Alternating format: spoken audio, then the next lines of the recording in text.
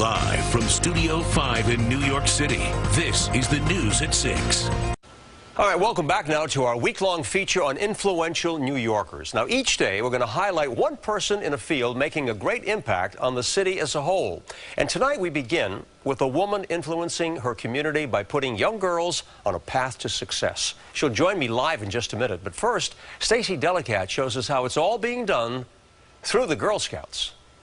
On my honor, I will try to serve God and my country. The Girl Scouts have a rich history, but more than 100 years after its founding, the organization is fast moving into the future. Many people have like a stereotype of Girl Scouts, but it's not always true. Like always selling cookies and learning how to tie knots and always going camping. The girls do all of those things, but these days they also build robotics, learn to code, and create digital designs. We're creating 3D worlds using the X, Y, and Z axis. The Girl Scouts of Greater New York count nearly 30,000 girls ages 5 to 17 among their ranks. CEO Barbara Murphy-Warrington has made science, technology, engineering, and math, or STEM, a major focus of their programming, explains Sarah Pooley, the manager of youth leadership and volunteer support. STEM is very important to us because women are just greatly underrepresented in STEM fields, and we want to make sure that our girls are prepared for the changing workforce, which means getting them interested and also giving them the confidence to pursue these careers and these studies.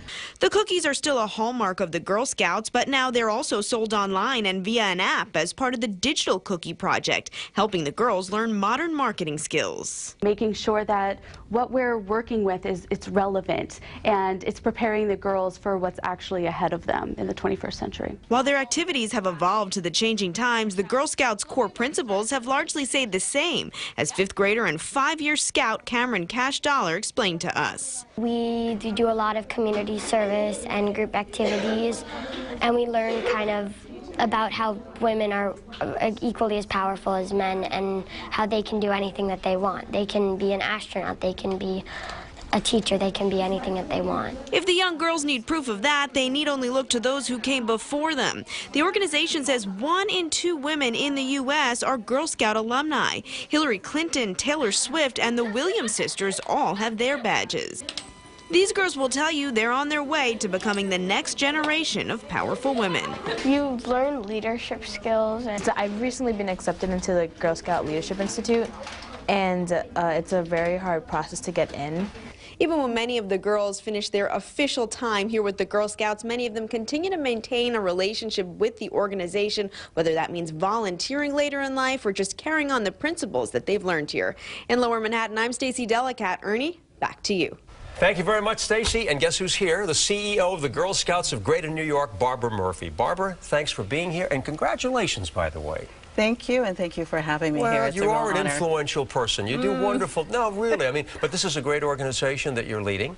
Been around 103 years now. You've seen a lot of changes, obviously. I mean, historically, from what you've read and what you've seen. Tell us about that. Absolutely. Well, I was a brownie. I grew up in Kansas.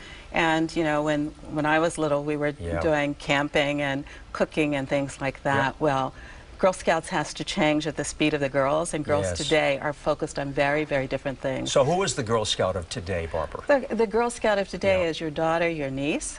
In New York City, there are girls from all over the city. We have 70% of our girls come from low to moderate income families. We represent the incredible diversity of the city.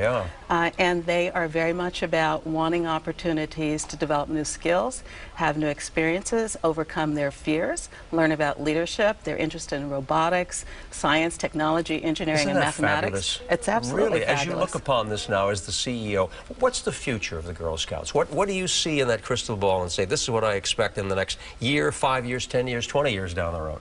We're focused on building girls of courage, confidence, and character who are going to make the world a better place. When you look across the world, Ernie, you see that we're in dire need of principled leaders. We are, definitely. And in Girl Scouts, we're focused on making sure that we're preparing girls to step into those critical roles of leadership to make our world a better place. So you're really encouraging them. If they want to join, obviously, there are many places they can go to, right? We are all across the city. They can go on our website and find us there. We would love to have any girl who's interested in being Girl Scouts. We certainly hope. The demand for Girl Scouting exceeds our current capacity to respond. Okay, and I can't forget, I have to mention the Girl Scout cookies. Who can turn one of those down, right? Those mint thins, I love those. Absolutely, and every time you buy one of those cookies, you're helping a girl build her business. Barbara Murphy, thanks for joining us. Congratulations being very influential in our city today. Thank you. Okay.